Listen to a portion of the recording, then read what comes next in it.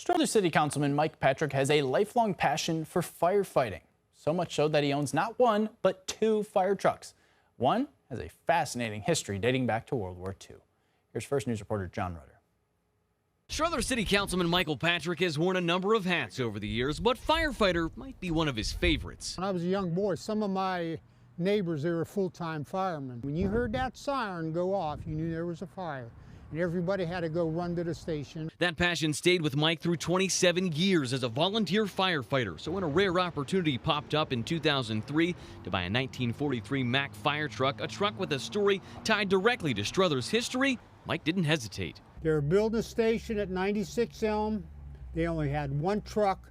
So Congressman Kerwin and Mayor Strain of Struthers approached the federal government and said, hey, we need a fire truck.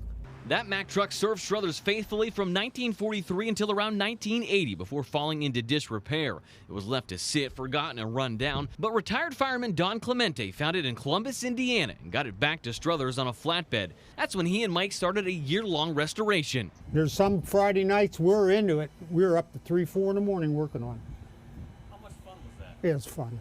Shortly afterwards, Mike bought the truck from Don and in the process even tracked down photos from the Mack plant in Allentown, Pennsylvania, where the truck was built. These days, you might just find Mike behind the wheel of his fire truck, often featured in local parades. This got hydraulic brakes, no power steering. People beep and wave, and the history of this town, it means a lot.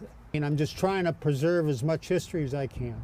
Fast forward to 2023, exactly 80 years after the original fire station opened, Struthers unveiled a new fire station and guess what? Purchased a new fire truck. And Mike's 1943 Mack was there to commemorate history repeating itself. Two trucks, two generations, both standing guard over the same city. It wasn't planned that way. From 1943 to 2023, the same thing, new truck, new station. Like I said, it wasn't planned, but I was part of history. I'd like to say I was part of history.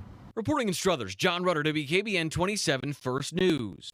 Hi everyone, I'm Lindsay Watson. Thanks for watching the WKBN 27 First News YouTube channel. If you want more video news, subscribe to our channel. And don't forget to download the WKBN 27 First News app for breaking news alerts.